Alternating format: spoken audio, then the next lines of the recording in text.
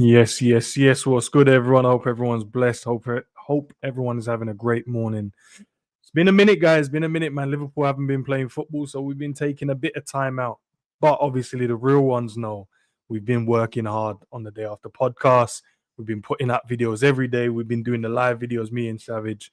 So, guys, if you haven't already and you haven't subscribed to that channel, please do so. The link is in the description, so you guys can go and subscribe to the channel and watch. And we got a live after this as well, man. So you guys already know, man. We're always working hard. But obviously, Liverpool's back in the building, man. Liverpool is back. Guys, appreciate the love you guys have been showing over the last month, 2 months, year. You know what I mean? Helping the channel grow. But we got other channels, guys, and I need your support the exact same way to help the other ones get to this level as well and beyond and beyond. Guys, I stream watching over on X. Big up to you guys as well. Guys, I'm only going to be streaming on X for about 10 minutes, and I'm going to, you know what I mean, if you guys want to carry on watching the stream, you guys have to come and head over to YouTube to catch the rest of the stream. But guys, man, we're here to talk about Liverpool. We're here to talk about, you know what I mean, Southampton. We've got the game coming up on Sunday, 2 o'clock. Should be an interesting game, man. I'm looking forward to that match, to be fair, man. Liverpool are back playing football. You know what I mean? The international break is it's not always that good, to be fair, man. There's some okay games, but nothing really like standout games that you go, actually, this was a good game.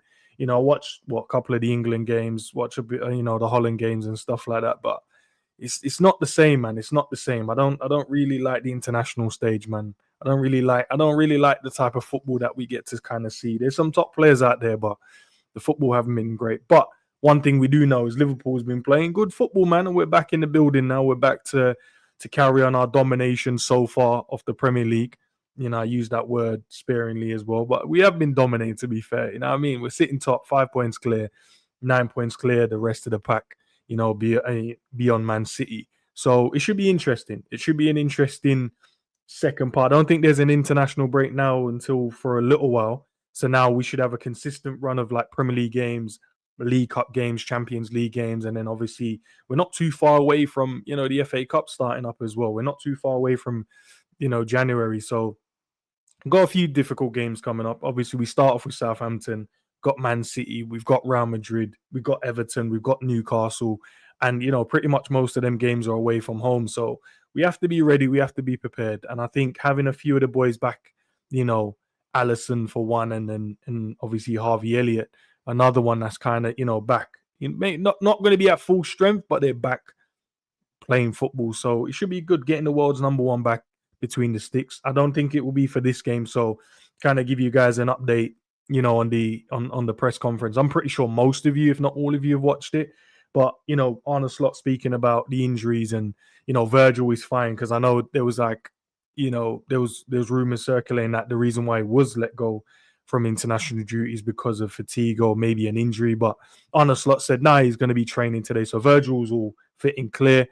You know, Chiesa, Jota, Trent, you know, they're not going to be back for this one, but they're not far off. He said that Jota and Chiesa are going to take part in a bit of the session today. So whatever session that is, maybe just individual training with the coaches and stuff like that. So they'll be okay. Trent, he's working hard. He'll be back soon. Maybe not for the Real Madrid game, but probably just after that. But he kind of said maybe he'll be ready for the Real Madrid one. But I think we're not going to be rushing players back, and I think that's good. I don't think players like that needs to be rushed back, because then you're going to have reoccurring injuries, and then it hampers and dampens the mood around the club and the season that we've been doing so far, man. So just let the players heal, let them come back to their full fitness, man. So no, it's good. It's good. So we're going to keep, obviously, Kelleher in goal, which is going to be fine. And I think Bradley would then step in at right back. And I think he's an adequate enough replacement, especially for those two, especially with, you know, the way Kelleher has been playing this season as well. And I saw, obviously, England, you know, slapping goals past him on international duty, and that wasn't fun to watch. But obviously, without the sending off, I don't think England would have won the game as well as they won. I think they probably still would have won. I don't think they would have won it as well. So Kelleher might have conceded fewer less goals, man. But yeah, injury-wise, you know, he also obviously spoke on Ibu in terms of how Ibu's managed, and we've kind of tailored certain things around the players so we can, you know, stop them from getting injuries. And obviously he spoke around like, Ibu, really understanding and going full, taking exactly what they've said, to a T, to keep himself fit, keep himself, not from getting these injuries. So I think with the other players as well, they need to kind of listen to these takes and kind of just make sure we're not rushing and coming back, because there's plenty of football to be played. But Harvey's the one definitely back in training with the first team. So, but Slot did say he's been out for 3 months. So obviously, guys, we have to give him a bit of time. He's not going to be, 100% fit. He's not going to be the Harvey. And I know it's exciting to have him back, because I'm excited as well to see what he can do. Because 3 months out, it's a long time. That's a long time to be out, especially how many games we've played so far. What, 17 games, 16 games we've played? And obviously he's missed like international football. So that's, if you want to add those games, you would have played as well. But yeah, look, it's interesting to kind of get him back and seeing where he's at from a physical standpoint. And also, can he come in? And that was the conversation around the number 10 position. Has Sobo really locked it down? Not really. But Harvey can come back in and maybe he's the guy to kind of take it. But big up to everyone watching and locked in, watching the video, guys. Appreciate the love. Make sure you guys are liking and subscribing if you haven't already. Guys over on X, as I said, let it run for another 4 more minutes. Then if you guys want to carry on watching, you got to jump across over to YouTube to lock in for the rest of the stream. But no real question as always, man. They don't really ask. They stayed away from the contract conversation, which is interesting. Normally they throw that questioning in, and Slot made a joke at the start when the first guy asking a question, led with Virgil and Trent. He thought maybe he was going to ask him about the contract situation. But obviously I know you guys, lock into the socials and stuff like that. So I'm sure you guys have seen that, Virgil looking likely to sign the new deal. And I think Mo will follow suit. The other one is probably Trent is the one that's taking a bit of time, but obviously Trent has to, the Salahs and the Virgils are coming to more their back end of their careers. Trent is still within the, he's still got at least, if you want to, he's 25 now. Let's say he's got 7 to 8 years, 33. Say he's got 8 years left of his career to play. So he's still got a massive, massive part of his career to kind of play. So I think with his contract, whether it's money, whether it's, the structure of the club, maybe the ambition of the club, that's going to take a bit of time. And that one's always going to be the difficult one as well. But I think with the Mo's and the Virgils, I think because they're coming to the back end of their careers, I'm sure they've got plenty of years left in the legs, but obviously these men ain't getting any younger, they're getting older. So I think, they're kind of probably content, happy in the situation they're in. They're playing for one of the best clubs in the world. They've got one of the best facilities, that they're training in on a day-to-day. They've got some top players in the squad with them. So I think for them, it's quite easy. I think it's just they want to be respected in terms of that final contract situation. But yeah, from an injury standpoint, yeah, no one apart from Harvey, you'd say no one's kind of back. Alisson's back, but he's not ready for Sunday. But he's just doing his normal one-to-one stuff. But he's back, what I mean? He's doing goalkeeping stuff. So just probably getting the sharpness, dusting off the cobwebs, stuff like that. Chiesa and Jota are going to do their little sessions today as well. So they're going to take part in some of the session, not all of it. So yeah, that's kind of fine, neither here nor there. So I think they'll probably be more likely to be ready maybe the game after, to probably join back up with the group. So we're going to have to wait and see. We're not going to, as I said earlier, we're not going to rush the boys back. We're definitely not going to rush them back, man. But look, it's interesting. It's interesting. Talking about what Liverpool's been doing, because it feels like we haven't spoken a minute, guys, man. But speaking about what Liverpool's been doing, across the season, we've done a few shows, individual, highlighting individual performances. But yeah, Liverpool's defense, man, or team defense has been really, really good. One of the questions was about set pieces, saying that we've obviously conceded fewer less than most teams, that we also score a lot of our counter attacks from the other opposition set pieces. So, 6 goals conceded at this point so far, and we are looking a lot more dangerous, like what we used to be on the counter attack in most of the games that we used to play, especially on the clock. Most teams used to take set pieces and then worry about what we're going to then do, from a counter attacking standpoint. So no, look, it's interesting. 6 goals conceded. Closest person to us is Forest, and then you got Newcastle, Man United, and obviously Arsenal. Long may that continue, man. I think having a solid and structured defense can lead you to a title-winning team. I think if you concede fewer or less goals, you're then in a good situation to win a game 1-0, win a game, 2-1 if we're not conceding a lot of goals in games. So long may this continue, man. And I love the way that the boys are loving the way they have to defend or liking the way they have to defend now, instead of just going, now we got the attackers, we got the defenders, and we got the midfielders, and it feels like it's just everyone's just kind of doing their jobs, but not as a unit. And I feel like now we're a unit and we're a team that, most teams are going to struggle against, man.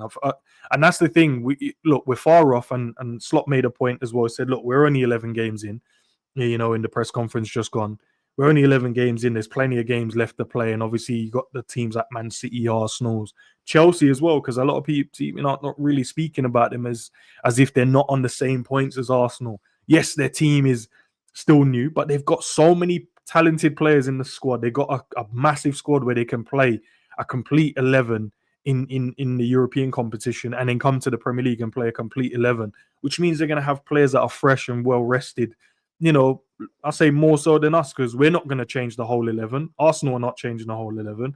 And Man City don't change the whole 11. So, and Man City's got their injury concerns. I know Kevin De Bruyne is now back, so their next game is against Spurs, so that could be an interesting one. But normally Spurs, take the points off of them. But I think Liverpool, the way we're defended at the moment, yeah, I think we're fine, man. I think we just carry on doing what we're doing.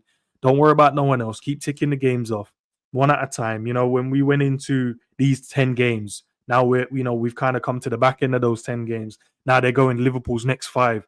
And I feel like every time we tick certain things off, it's always going to be the next 5, the next 10, the next 5.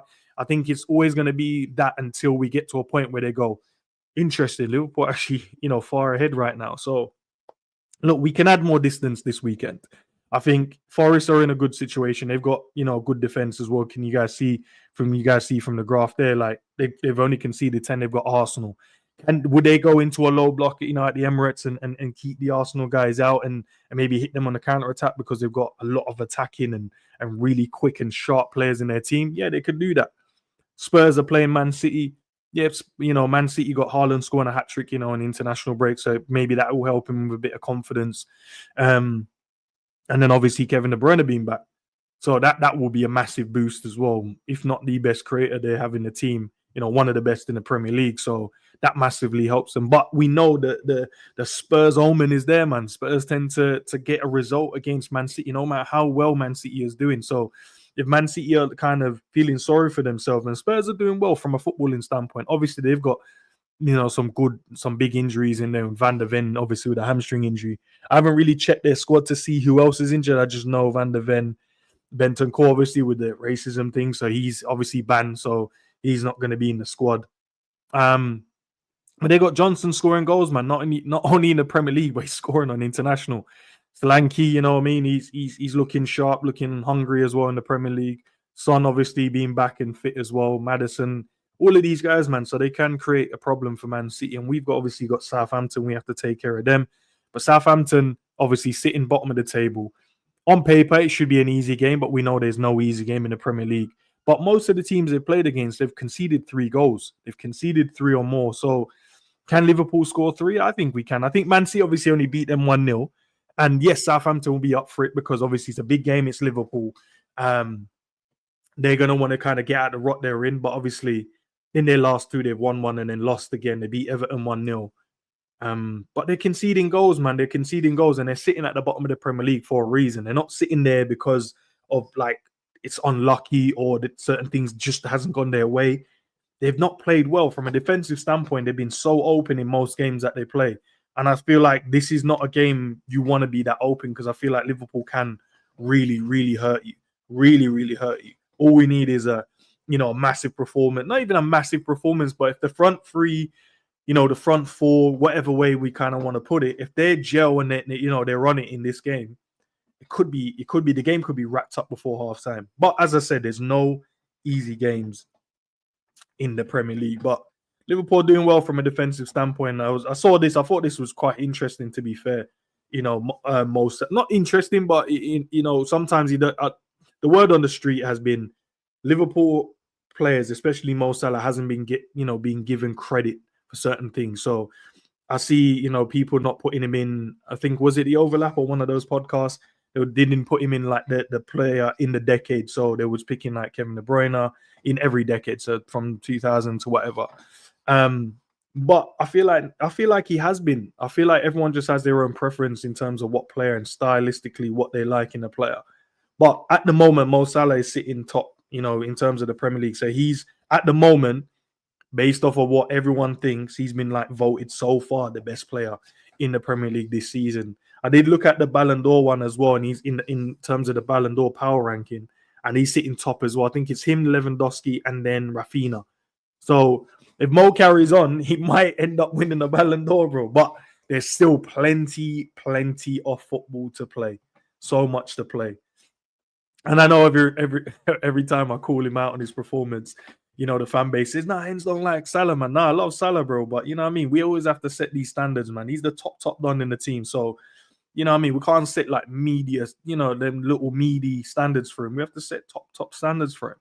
Do you know what I mean? So, nah, big up to Mo, man. He's doing his thing, man. And then Cherki as well. I see, Cherki being touted to kind of come in. I don't know what you guys kind of think. You guys like him? I think he's a good player.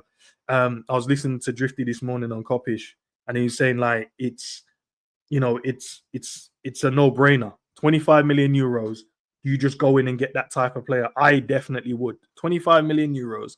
It's not too much. It's not you're not really looking at it as it's gonna break the bank. It's not.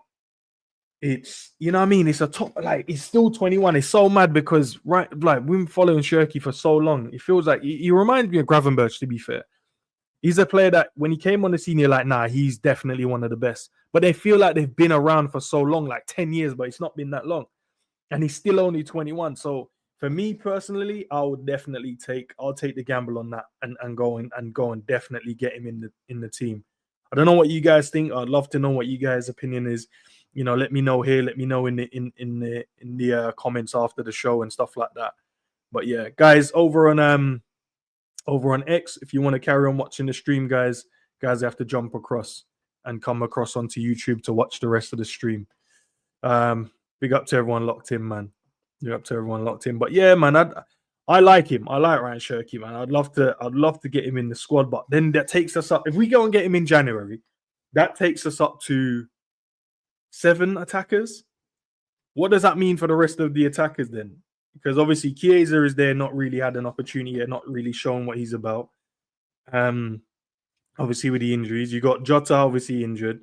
Nunes, most people don't really rate or like, so you got that as well. And then you only got Diaz.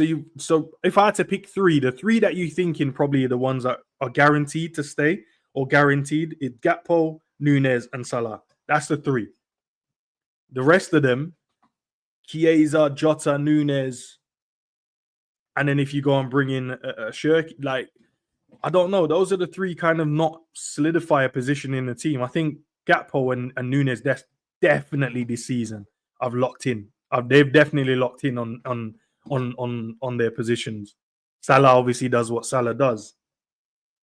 So that means there's a striking position open and potentially someone to come and back up Salah. So I don't know. I saw the Mamouche one. Obviously, he's linked as well, so he could be the striker that we're looking to get. And then Cherki, could that then be the 2 upgrades, for Jota, Nunes to come in? I think we have to kind of wait and see what that means, man. But it'll be interesting, man. Is he a yes? Is he a no? What do most of you guys think? And then who else did I see? I did see another one. Let me go and see if I can see it. Bear with me there, guys. Cherki. Oh yeah, and then we obviously got Kerkez. I don't know, man. I'm still kind of waiting to see what this one. I don't think it's a position, but do we go and get him because the opportunity is there? Yes. For me, if the opportunity is there to get him and then loan him back.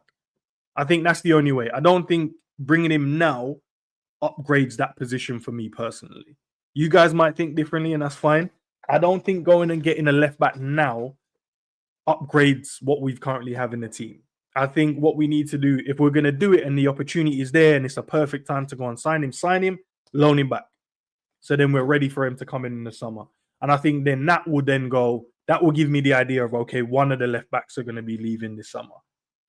But if we're looking to go and get him now and then he's in the squad and we got 3 left backs, I'm just like, are you looking to go all the way in the competition, or is everyone like we one for the Premier League, one for the Champions League, one for the cup games? Is that what we're planning to do? I don't know, but I think if the opportunity is there, go and get him now and then loan him back to Bournemouth and then get him in the summer, and then that way you kind of have an idea where you're at. And I think the same thing for Mamouche as well. I think if that's what you're going to do with Cherki, I would get Cherki in now. I think with his team, with the uncertainty around his team and, you know, administration looming over them, I think probably is the perfect time to go and get him now. And then just embed him in. He doesn't necessarily have to play all the games. But I'd love to just get him in now and then see in it. Or you can get him in and then probably go, who in the Premier League is looking for a player? And then just loan him to one of the Premier League teams. That could be so at least he gets a good 6 months in the Premier League, and then you still have all of the attackers we currently have. So then, you know, we're not eating into anyone's kind of minutes or having like the unrest in the team going, oh, we got 7 attackers, who now plays? Do you know what I mean? Because I feel like there's 2 players fighting over each position. The left side, there should be 2. The right side, there's 2, but obviously one's injured. And then through the middle, there's 2. And if you get another one in there, I don't know if he'll off balance or offset it a bit. But I think if you go and get Cherki, just go and loan him out. I think loan him to a Premier League team to give him a good 6 months within the league. But yeah, I'd love to know what you guys kind of think about that as well. Let's start doing our prediction. Not our prediction. Let's go to the team.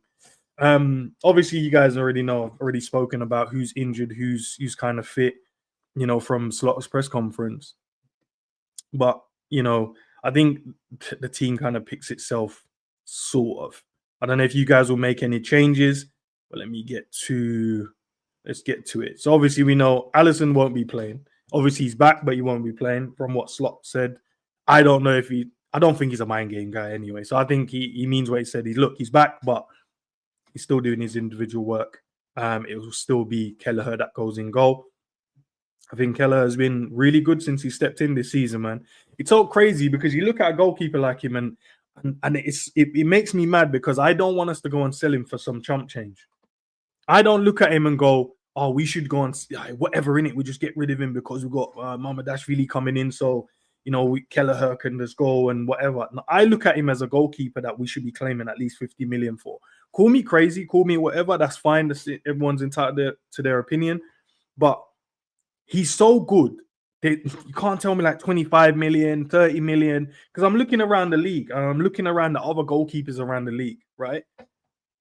Apart from Alisson, Raya will be standing up there. Of course, Raya, you know, he plays for Arsenal and he had a few clean sheets last season. So that's fine. You put him there.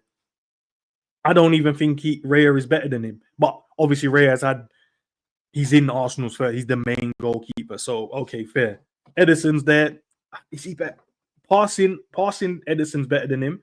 But apart from that, and I'm talking about like long range passing. And I'm not talking about, you know, just normal distribution. I think Kelleher's distribution is quite good.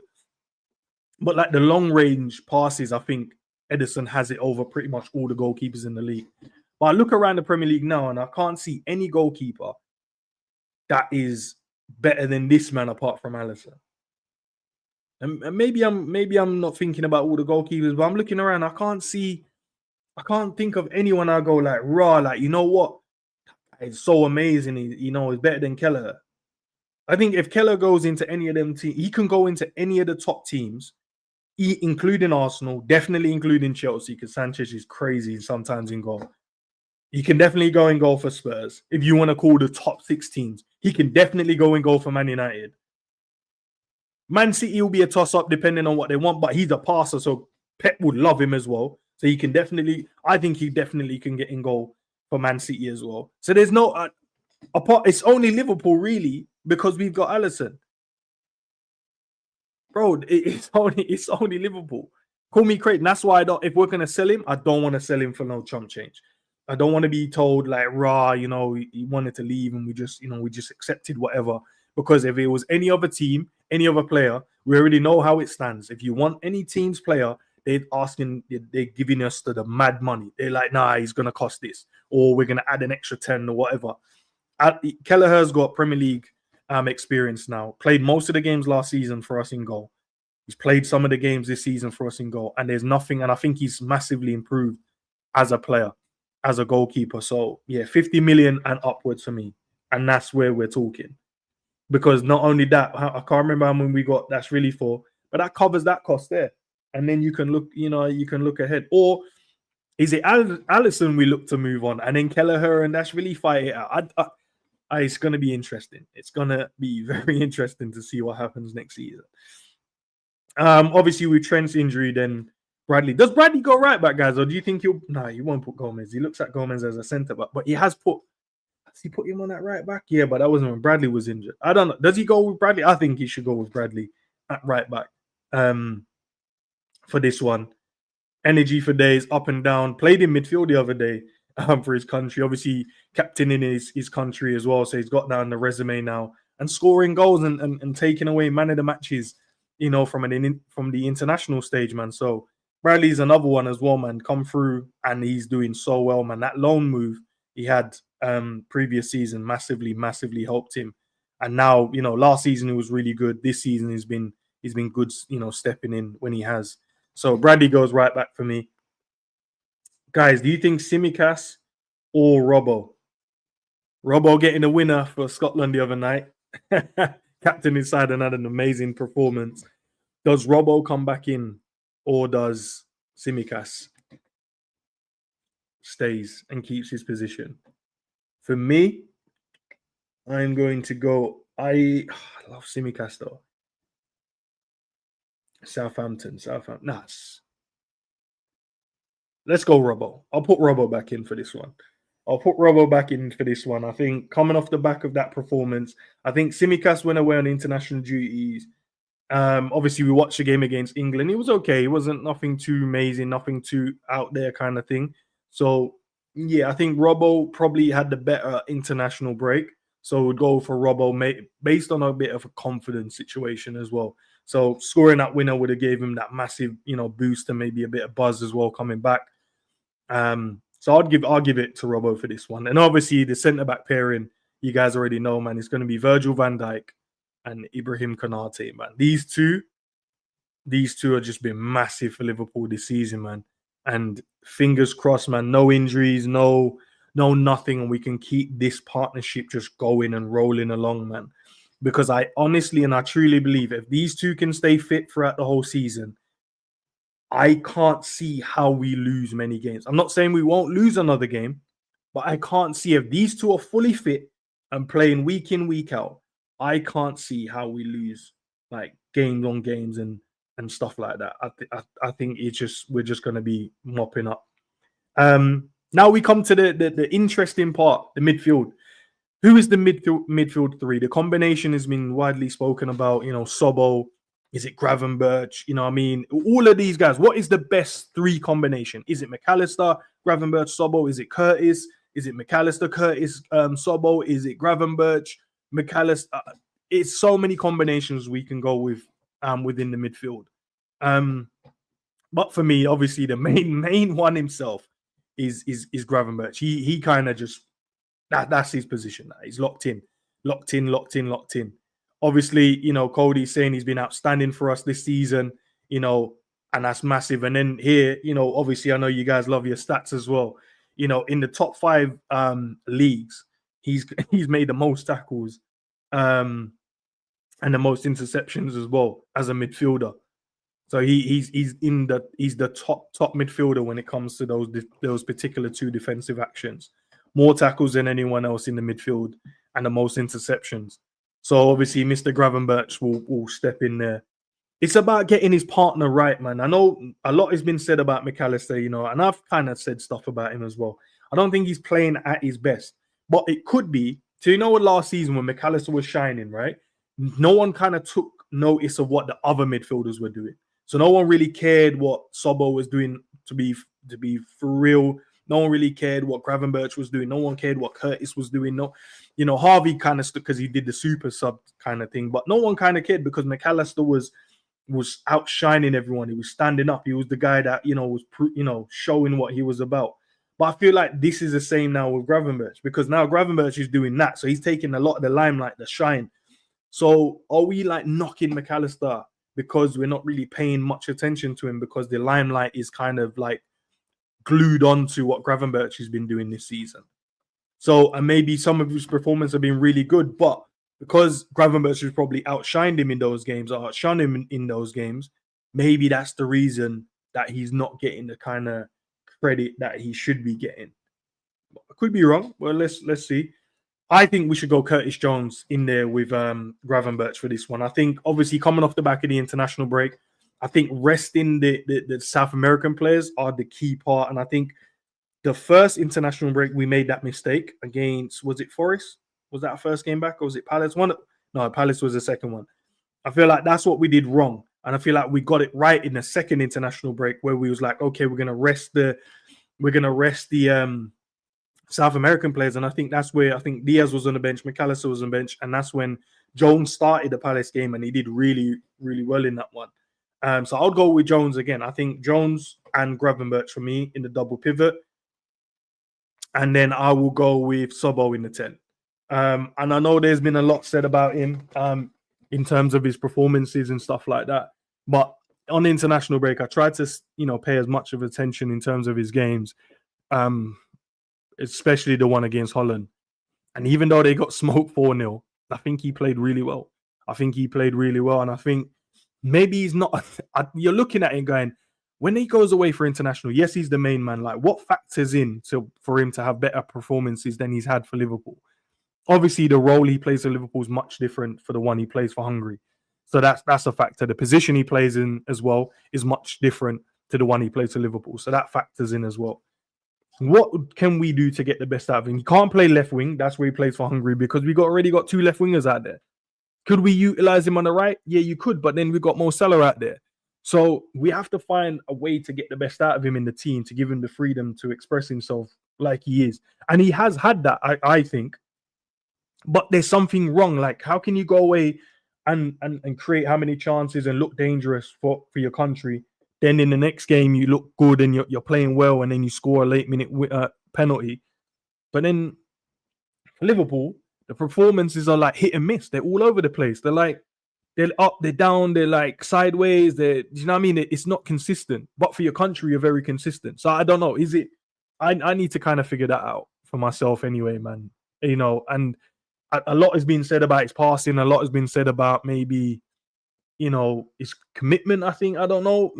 People kind of question me. He hasn't got like the IQ. I hear a lot. A lot of those things being said. So it'd be interesting. I think, let me know your thoughts as well, guys, man. But I don't know, man. I don't know with him, but I'll definitely play him. I'll definitely play him. In the 10. And then you got your front three. I'll go Gakpo out on the left. As I said, I think we rest the South American players. Gakpo taking a penalty of Weghorst the other night, saying, listen, I'm taking that still. So Gakpo to play for me as well. I think this type of game as well will suit him as well. He's the way he's direct, powerful running. And he looks like he's in mad form right now. He wants to score goals. He looks, he's looking exciting. And then you can then bring the Luchos and that off the bench, because they would have had their rest. When McAllister said to Ibu, like, "Rah, you're only, you're complaining about like a small flight. I've got to fly 14 hours."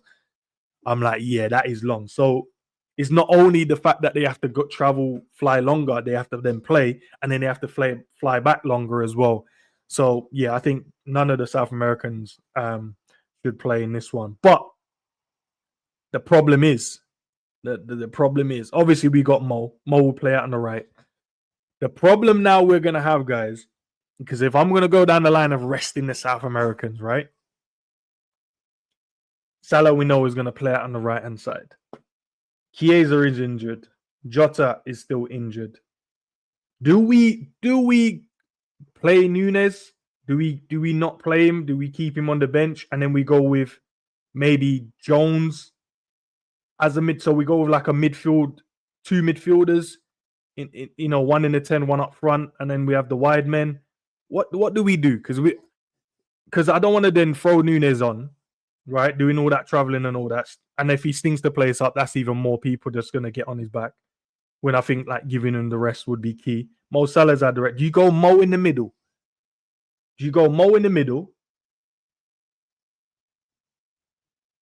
Szoboszlai on the right. And then McAllister comes into the double pivot. And then Jones goes into the 10. Could we do something like that? Or do you think he will definitely play Nunes? Let me know what you guys think. I would likely to try that. Put Mo in up front. Put Mo up front. Put Sobo on the right. Put Jones in the 10, and then give but then McAllister stinks up the place when he comes back from in. Okay, all right. Why don't we do this then? Utilizing the squad, as we say, guys. Wataru and Gravenberch in the double pivot. So we got Clampman in there, and then we got the ball carrier in there. Jones goes into the 10. Yeah, and that gives the rest for McAllister. Yeah. Southampton. Yeah, come on, man. We can do that. And then we go Sobo on the right, Salah up top, and then Gakpo on the left. I think that could work. I actually think that could work,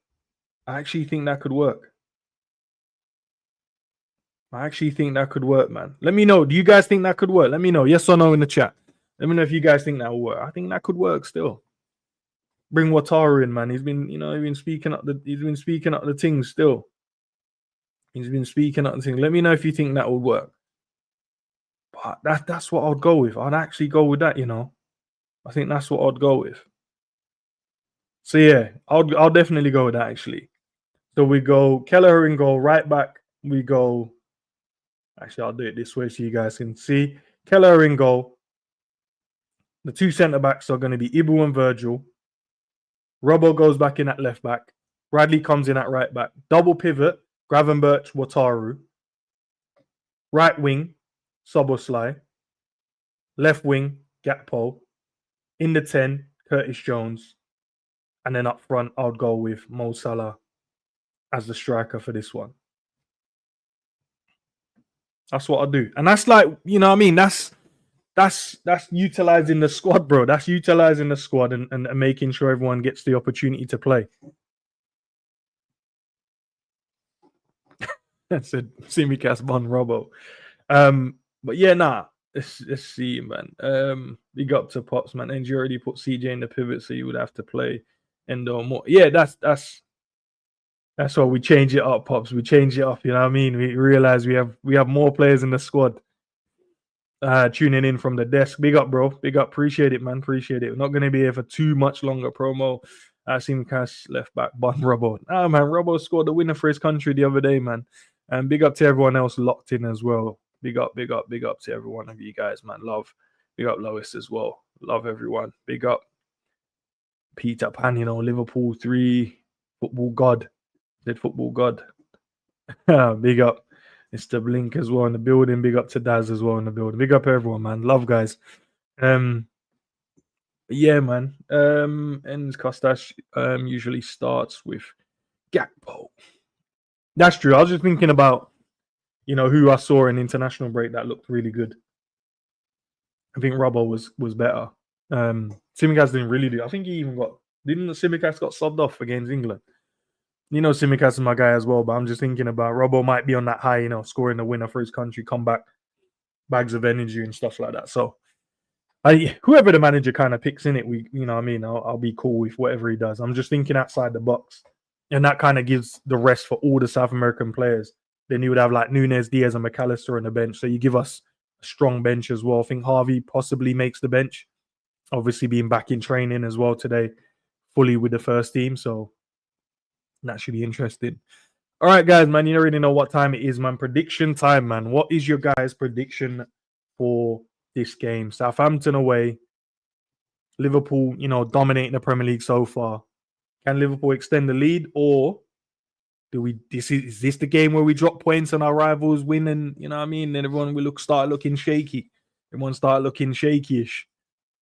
Because there's a couple of things that can happen. We can drop points in this one, City win, then we have to play City. Then they beat us, then they go above us. And then if we lose, say we lose this one, we lose City, that's 2 games. Arsenal's what?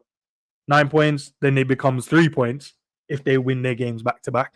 So then it drops it to 3 games after 2. And that's the good thing about having like at least a bit of lead in it, because if you do make a mistake, you got enough cushion to kind of stay ahead. But momentum is key, man, and we need to keep the momentum going. For me, guys, I am going to go with a 3-1 Liverpool win. Just looking at their results in it, I think they do score. Watching the way they play, they don't sit back. They're not a sit backing type of a team. I think, do they get like a lucky goal? Possibly. I'm giving them that goal because of the international break. I think if we played them after Aston Villa, I think that's like 3 or 4-0 for me personally. I feel like the boys have to come back, gel back in together again, make sure there's no too much fatigue. We might start the game a bit slow. Maybe that's where we concede. Do you know what I mean? Those things. But I feel like the quality and the confidence we have in the team will then get us across that finishing line and scoring those goals. But yeah, I'm going to go with 3-1. For me, I'm going to go, if we go based off of what we start with and then seeing who's on the bench, I think Cody will score, and I think Salah scores too. I think that's who scores. I'm unsure who will get their goal, but I'll go Cody and Salah with a brace. Let's see what you guys think. So you guys throw your scores in the chat. I'll read those out and put the goal scorers with it as well. It makes it easier for me. Pop says 2-0 Mo and Gakas. Yeah, I think so. Promo 3-0, but no goal scorers, my broski. Just Shane, the first game after the international break is always tricky, and I'm going 2-0 with a clean sheet momentum for Kelleher.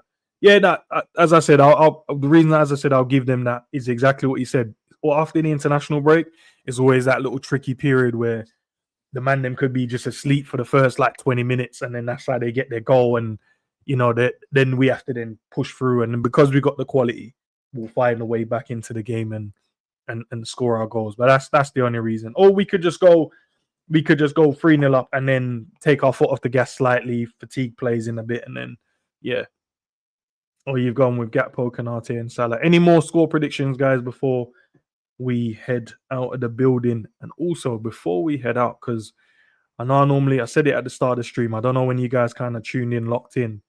But as I said, where we've had the international break, we've been doing a lot of work over on the podcast channel. So there's been a lot of videos. Don't know if you guys have been watching them. I'm sure you probably have, but if you haven't been watching them and you haven't subscribed to that channel, I don't know what you've been doing with your life. Let me throw that in the chat. Copy that. There you go, guys. So, guys, if you haven't already, go and subscribe to the podcast channel. That's the link there. We're going to go live around 11 o'clock as well. Me and Sav are going to react. If you guys have been watching, you already know, man, we've been reacting to these cheating videos, man. They've been hilarious, man. So, yeah, if you haven't seen, there's at least, I'm sure there's about 4 of them already on there, 4 episodes.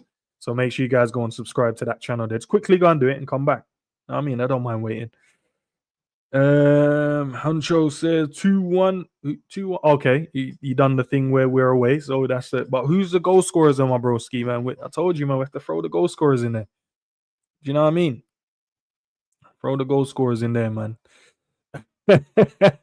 These guys too lazy to click on the channel to do it. Now it's free.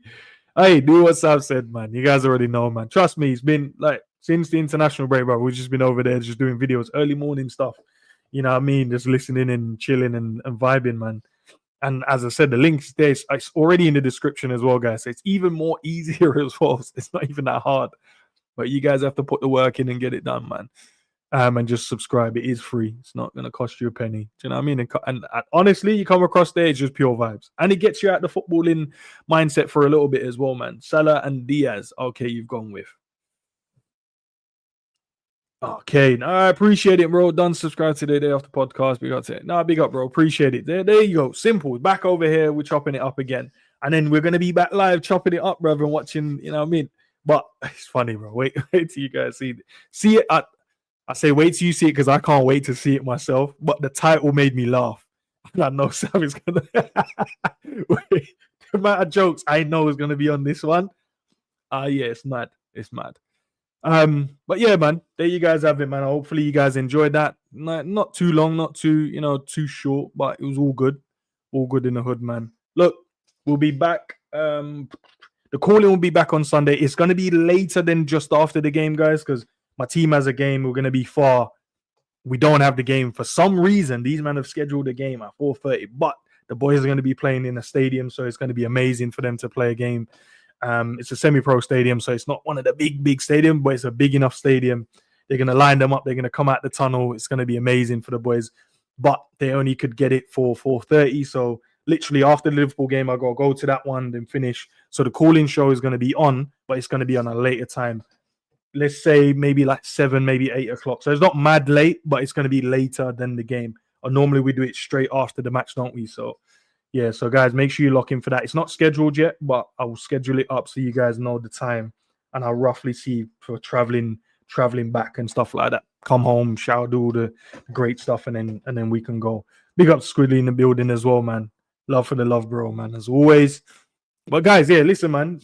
Liverpool, another game around the corner. Can we extend our lead?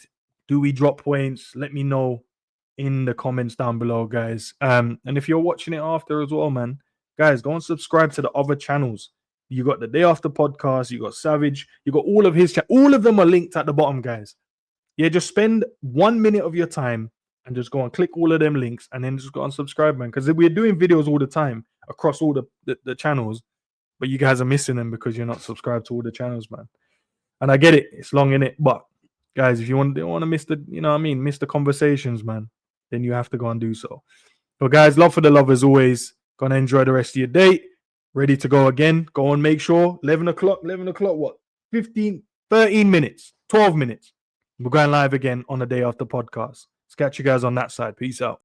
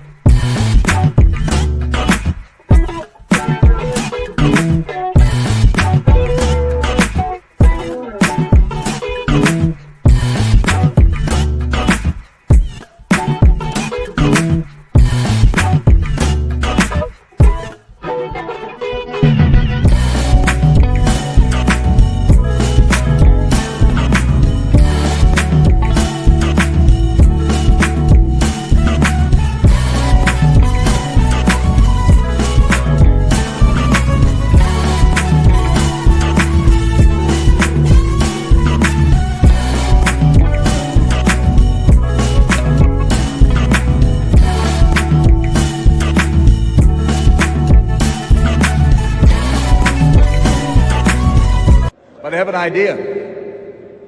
I heard the song today a few times, and I you can do that. I have no problem with that. Let's see how the response will be. Honest Lord, la la la la la. Honest Lord, la la la la.